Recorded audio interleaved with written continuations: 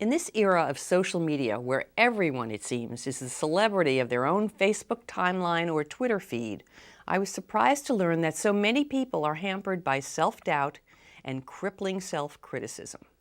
To quote Sheryl Sandberg in her book, Lean In, we hold ourselves back in ways both big and small, by lacking self-confidence, by not raising our hands, and by pulling back when we should be leaning in. We internalize the negative messages we get throughout our lives. My guest today, Dr. Jacqueline Plumez, has in her therapy practice found this negative self-talk to be so prevalent, she was inspired to write The Bitch in Your Head, How to Finally Squash Your Inner Critic. Learn with me, and perhaps we'll all emerge more confident and less self-critical. I'm Alice Bloom. This is A Town and Village Too.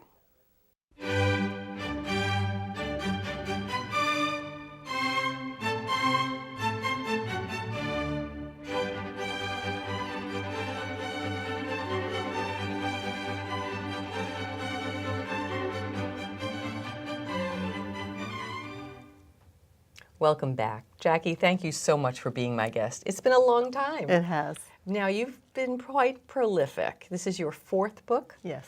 And I understand things are going very well. Yeah, they're going very well. Barnes & Noble just reordered, and it's available all over the country, so that's kind of exciting. How exciting. Well, the bitch, as we're going to call her, is really the inner voice, right? The inner voice in your head that says, you can't do that, or it's not good enough, or Right. you're not smart enough, or pretty enough, or tall enough, or whatever, not enough. Right. Is it ever a positive voice? That's a very good question. A lot of people think, many people never hear the bitch in their head. They just, are wearing away their self-esteem. But a lot of people hear it and they think it's motivating. And in fact, these things are things you'd never say to a friend, you'd never say to a child. As you're going out the door, you look in the mirror and you say, oh, you look fat. Or, you've got a good idea and you say, oh, that's stupid. Nobody wants to hear about that. You'd never say those things to a friend. So why do we say them to ourselves? Well, why do we say them to ourselves? Where did it come from? Well, as you say, some people think it's motivating. Some people have had very critical parents or teachers, and that voice stays in their head. Someone once said to me, a mother's voice is always the loudest.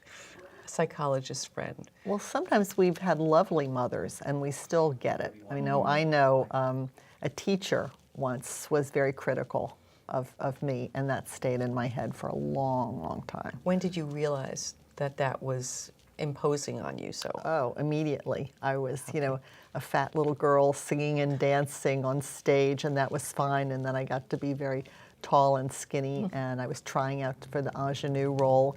And the teacher said, Jackie, don't you know tall, skinny girls are never ingenues? And all of a sudden, I got this terrible public speaking phobia just descended on me, and, it took years to get rid of it. So. But you knew where it came from. And it didn't help at all. Oh, gee. Now, women seem to have more of a problem Yes. than men. Why is that? I think it's a lot of things. First of all, there's what I call the beauty industrial complex. This whole pharmaceutical, beauty, media, fashion industry, billions of dollars, and it would absolutely collapse if we all decided we look just fine as we are, and we're just fine as we are. So, men don't have that pressure on them. I guess they don't. I have to marvel. We tend to like to watch British TV, and one of the reasons I like to watch is because people look like real people. Right. They aren't quite so sculpted and Botoxed. Or Exactly. But, men don't have these articles, 50 ways to be a better friend, or 50 ways to be a better parent, or, So does this start in early childhood? Are children simply socialized differently? Oh, yes. Women, little girls, are taught to be nice and quiet and, please. And little boys are allowed to, run around and jump on the tables. But, I've raised boys and girls, and I'm from a family with boys and girls. And I seem to remember the boys getting plenty of criticism and plenty of reprimands and discipline needed. You're right. And the interesting thing to me, I'll tell you where I think it comes from also. bear with me for a minute Sure. on this one. Sure. In the past, psychologists thought that everyone had the fight or flight response to danger. And then about 10 years ago, the studies show no, that's just men. Men have to be socialized to be a little distant from other people because, when the saber-toothed tiger was roaming around, they had to be prepared to go out and fight to the death, leave their family, fight to the death, or run away from their family. Women, they found, have what's called a tend and befriend response. So our first response is to tend to the children and gather friends around because there's safety in numbers. So if you think about it, if we think instinctually that there's safety in numbers, we're going to be much more afraid of damaging those relationships, whereas the men have to be a little distant from the relationships. We've come a long way since those days of the caveman and those kinds of primitive experiences. Although, people might say it's a jungle out there. I know it's not an easy world. But women still are so eager to please or seem to put on that face. They're afraid to not be nice. Absolutely. And part of it is, for whatever reason, the research shows that women blame themselves when they make a mistake or when they have a failure. And men blame the situation or somebody else. But when we have a success, we say, oh, I was just lucky. And men say, yeah, I was pretty good. But some of that is, I'm being a little devil's advocate Sure. here, but some of it is societal.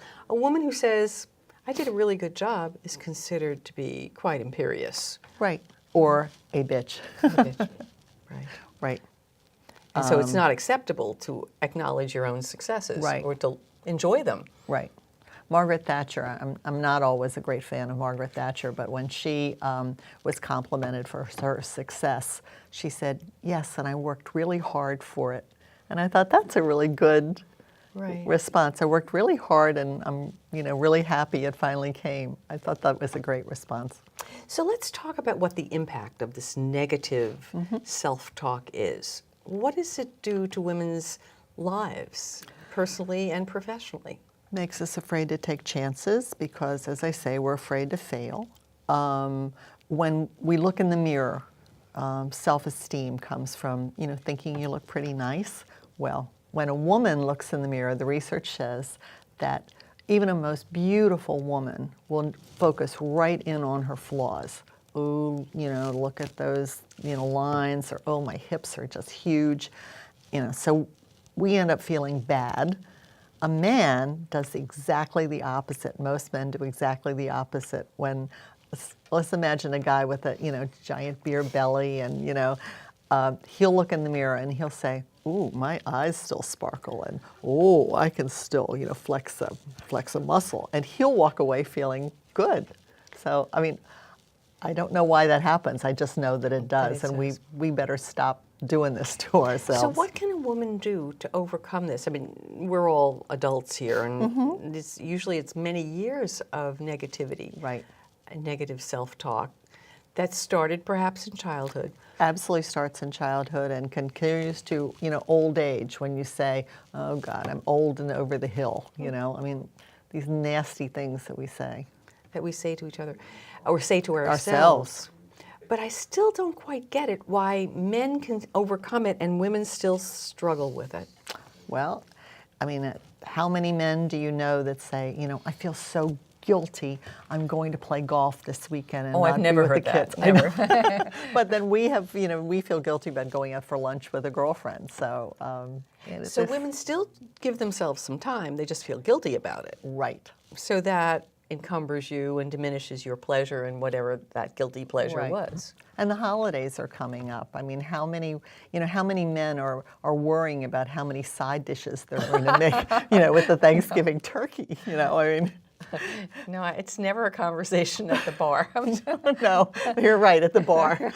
Oh, are you making Aunt Millie's, stuffing this year? No, they're not thinking about what this. does a woman do? There's so many pressures on women. I can't help but draw on personal experience. No matter what a lovely dinner you've made, you didn't make 2 entrees. So you hear that from the adult members of the family or the people who pass the baton to you. And so whatever you've done is just never good enough. And then you say, well, next year maybe you'll do it and you'll do the 2 entrees. I can't wait to come to your house. Or that feeling that women have that they have to make sure everybody is happy. I mean, I remember how long it took for me to say, this isn't their last meal. If someone doesn't Right. have dill for the soup, it's probably okay. Well, there's no male equivalent of Martha Stewart, is there? I mean, we all feel guilty that we're, she's so perfect and we're not. There was so many things in the book I want to talk about. One was the difficulty people have going to a party or gathering if they don't know anybody. Yes. And that surprised me. I happen to enjoy events like that. Sometimes more fun than going where you do know who's going to be there. But why do people feel uncomfortable? You are unusual that way, and that's wonderful because the fear of going to a party alone is one of the biggest phobias these days. It's become, some people say it's greater than the fear of dying. People would rather die than go to a party alone. But in the book, I talk about some tricks that anybody can use to overcome that. One of them is you, instead of thinking that, oh, nobody's going to want to talk to me, I'm going to stand around like a wallflower, this is going to be awful. You walk in and you look around and you see if there's somebody standing alone or if there's a couple talking together very awkwardly and that, they're uncomfortable. And you just go over and introduce yourself and they're going to be so happy that someone came and saved them from social oblivion. It just seems to me I'd rather be awkward in a place where nobody knows me or alone. What could be worse than to walk into a room where you know people and they ignore you? See, that's more painful. Well, good. You don't have a bitch in your head. Well, I have plenty of negative self-talk. I just think you live long enough and sometimes you learn to overcome certain things. But of course, some people never do. Now, you broach so many subjects I want to talk about. One is in relationships. Mm-hmm. How does the bitch in your head affect a marriage? I mean, that's a third person or a third entity in that relationship. Right. Well, I have a chapter on that, and I have several different points like I do in every chapter, but one of the ways is it can make you feel that you've married somebody that's inadequate. You look at let's say, the guy next door, and he's, playing with the kids on the weekend, and you think, oh, my husband's terrible because he's, He doesn't do that. He doesn't do that. And it's the negative comparison, and I was a fool to marry somebody like that, rather than taking all the qualities together. So you're taking your own negativity and projecting it. Mm-hmm. And you're saying, because I have such bad judgment, I chose a right. bad person. How could I be such a fool? Oh, yuck. Or, on the other hand, it makes people feel that they should put up with abusive situations, and that's really the dangerous one. I deserve this. Because I'm so stupid and because bad looking. Or people who are abusive say that. It's your fault, you deserve it, and then people with a bad bitch in their head agree. Gosh. Even though we should never, obviously, put up with any of that. I guess, I'm trying to phrase this. If you've got this kind of negativity, you must question everything you do. Why did I wear that color dress? Right. Why did I let them cut my hair that way? Or Right. It's got to be very wearing and stressful. It is very wearing and stressful. And the amazing thing to me is when I started talking to people and saying I was writing this book called The Bitch in Your Head, I was amazed that even the most beautiful and successful women told me things like, oh, I realized, I can spend hours dwelling on something I did, even if it didn't matter that much. One woman said, I can't even get out of bed in the morning before I start thinking of all the mistakes I made.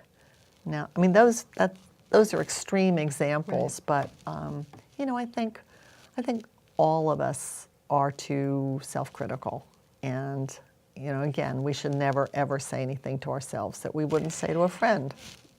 Okay, but yet self-critical is often a good thing. I mean, how do you get better at what you do? Yes. I mean, it's one thing to look in the mirror and say, "Oh, I didn't do my hair right. Let me redo that." I mean, I think that's a positive thing. That's constructive criticism. There's constructive criticism as opposed to the bitch in your head is destructive criticism. When you're just being mean to yourself, you just feel too awful to do anything about the problem. Well, that sounds like it's really pathology. I mean, is that someone's non-functional? Honestly, I think almost all of us do that in certain areas at certain times. But constructive, as you say, constructive criticism identifies the problem and then comes up with a solution. So it's not like internalizing and saying, "Oh, I'm such an idiot. Why did I let them cut my hair that way?" Instead of saying, "Let me just comb it differently and it'll grow back." It'll grow out. And I'll never go to that hairstylist Well, I mean, again. we all make mistakes. One of the things you talked about in a marriage that I thought was very poignant was giving too much. And I see so many women in that situation. I mean, trying to be super mom, working, super housekeeper, super companion, I mean, unrealistic expectations for anyone without ever thinking of what your partner really wants or needs or the children really want or need. And that comes from this negativity or this insecurity as well? I think it often does. And it's also interesting that we tend to give what we want. Like I finally realized that my husband likes to give hugs and compliments. But what I want is for him to help me do things.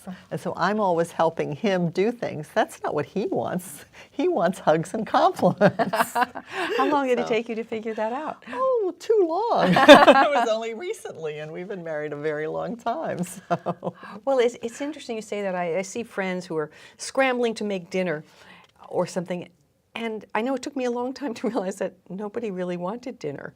I mean, everybody was going in different directions. They really wanted to pick up a slice of pizza. Yeah, they want food, but they don't necessarily want something that's going to take you hours and hours to make. So you also build in definitely disappointment because nobody appreciated what you did, and then it's a negative cycle, and you feel bad about yourself and bad about them. Exactly. So that's pretty bad. Now, how does this play out as being a parent? I mean, how do you prevent yourself from becoming the negative influence that becomes the bitch in your daughter's head? I get asked that question a lot. How do we protect our daughters from this self-criticism? And I think the first thing is we stop being so negative about ourselves. Because I had a mother tell me just last week that she's hearing her daughter starting to say some of the negative things that she says about herself. So, our daughters don't want us to be negative. As a matter of fact, I'm amazed at the number of men who've told me that they've bought this book for their wives or their children, their daughters, their granddaughters, because they don't want the women they love to be so negative. But back to how we protect our daughters. I think we're careful about the compliments we give. We should give compliments. We should compliment, don't you look pretty tonight? Or, I'm so proud that you got that good grade on your test. I know you worked hard. Specific, lovely compliments. But this whole thing of, good job for everything, or you're my little princess, or you're the most beautiful girl in the world, well, that just sets you up for a fall. And they probably figure out that that's so out of proportion. Yeah, that they don't believe it at all. Right. As opposed to a lovely, genuine compliment that feeds your self-esteem. And is it important that that compliment be expressed directly to the child? Mm-hmm. Because there are so many parents who aggrandize their children. Sometimes I think they're talking about royalty or, a coronation. It was a bar mitzvah. I mean, a very important milestone for sure. Mm-hmm. But sometimes things are just exploited way beyond proportion. But it's important to direct the compliment directly to that child. About you look pretty, not tell your next door neighbor, yes. Janie looked great today. Something very specific that they did.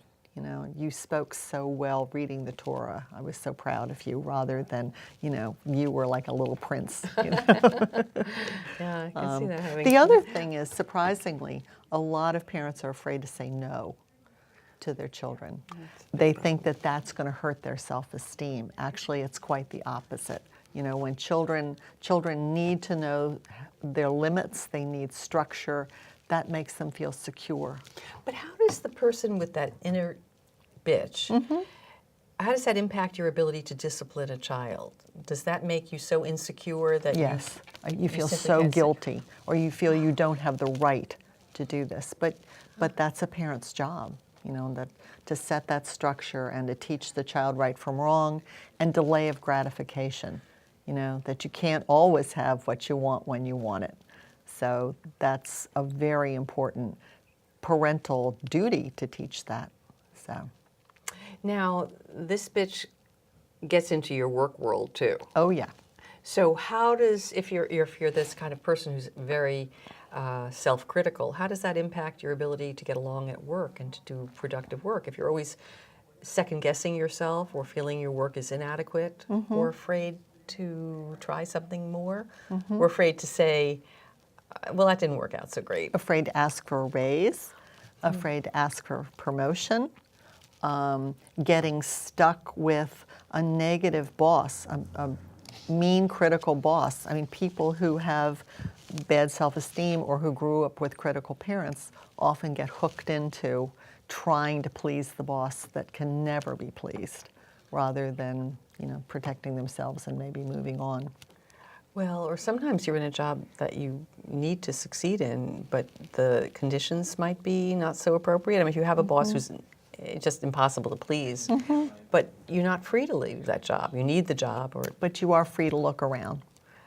You are free to look around, and you don't have to accept a new position, but it's good to find out what is out there. Huh. And do you think that people don't look? Are they punishing themselves and staying in a job that they're unhappy in? They're so afraid to fail. They're predicting failure. And you know, whether it is you're about to serve a ball, whether it's you're about to go on a job interview, you know, if you predict failure, you will tend to behave the way you imagine yourself behaving. But, I mean, I learned this when I was overcoming my public speaking phobia, you know. I would think, oh my God, I'm going to make a fool of myself. And now I think, oh, I'm going to have some fun. You know, this is going to be fun. What a difference that makes. But are you still afraid of making a fool of yourself? No more. You're able to. I mean, you're a very good speaker. I have heard you, and it's hard to imagine that you had difficulty with it. I had a terrible time. I really, really worked on overcoming that and overcoming the bitch in my head that said, you know. Because it seems to me that one of the things you need to do to overcome that negativity is to say, I might not do so well, but it'll be okay. Yeah, yeah. You know, it's like saying to the child who's about to be bar mitzvahed, he's a 13-year-old child, not a rabbi. Right. If you make a mistake, it's fine. Exactly, that mistakes aren't the end of the world, and that most people, at least the nice people that you want in your life, are going to want you to succeed. You know, if it's anybody who doesn't want you to succeed, it should not be in your life. Well, one thing I say to my young daughter-in-law and daughter is that, you know, when they start to diminish themselves in some way, and I usually say, oh, don't do that. There's so many people who are willing to do that for you. Oh, no, don't do that, Alice. No, I shouldn't do that. No. Well, it just seemed to me like, you know, what I'm trying to impart is, oh, don't pull yourself down or don't predict failure.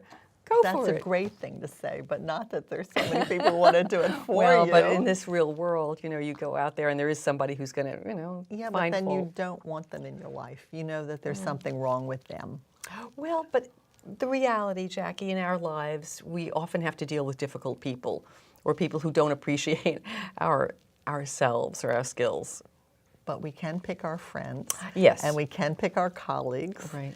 And, you know, to a certain extent, we can let people in our family in our lives or just kind of ignore them. I mean, anybody who wants you to fail or is negative, I really do believe should not be in your life. What do you advise your patients who have toxic people who are close to them, who they can't divorce, siblings or parents or other people who are diminishing? they don't have to spend a lot of time with them. And they can, toxic is a great word. They can understand that there are toxic parents and toxic friends. I mean, I think it's really important for us to be aware of who makes us feel good and who we can be ourselves with and who makes us feel bad.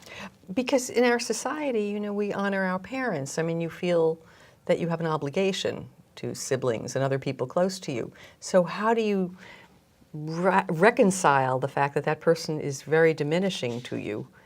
There are people who deserve to be honored, and there are people who do not. And I've had this conversation with religious leaders, and not everybody, just because you gave birth to someone or, you know, are a father doesn't mean you deserve to be honored. If you're mean or abusive, I mean. What did religious leaders say to you in response to that? Did they concur? Yes, that, you know, I mean, someone who is mean and abusive does not deserve to be honored, you know. Let's lighten up a little bit. Okay. Let's talk about the dinner party. The dinner party. Oh, yes. And that really resonated with me. The people who are so afraid to have somebody over. I mean, a Yes. dinner party. I mean, that's kind of a 1950s term. I don't know who does dinner parties anymore. But we have friends over for dinner. But some people are terrified of that. They are. They are. And in this world where there's a lot of options. That's true. I mean, if you enjoy having people over, you don't have to do the cooking. You know, I mean, anybody who wants to come, any friend who wants to come to your home isn't coming for, you know, a 4-course gourmet dinner. If you want to do it and you're enjoying it, that's great. But, you know, you can order in a pizza and everybody will have fun just sitting around with a glass of wine and a pizza. I mean, it's the whole being relaxed about entertaining and the joy of having friends over. That's the fun thing. That's what it should be. Yeah. And yet some people, and I believe it's people who do have a really bad bitch in their head, are intimidated by someone who can do a dinner party, Yes. someone who does like to cook, even though that person may be saying, I don't expect everybody else to do it, but I happen to like I making happen to this. like it, yes. And you can tell when somebody is, you know, just pressure on themselves, or whether it's just fun to have Jackie, people. in the minute we have left, Yes. aging is a big part of our lives. I mean, everybody's aging, for sure. How does this negativity affect aging? I think the older one gets, the harder life is. I think it's very difficult to face the loss of friends, the loss of beauty, strength, and it's really important to allow ourselves to find new things to do, excuse me, new challenges. I mean, you're old and over the hill is a terrible thing that people say to themselves, and you know, you So just always have to find a have few new something- hills. So always have something in the works, something Yes, to plan something to for. look forward to, something to learn. Yes. Well, I'm going to be interested to hear what you have in the works. I'm sure there'll be a new book coming through soon, and I look forward to having you back to talk Thank about you. it. I look forward to coming. It'll Thanks be for my having me. pleasure. Thank you so much, Jackie. was And thank fun. you, my friends at home. Thanks for watching. I'm Alice Bloom. We'll see you next time.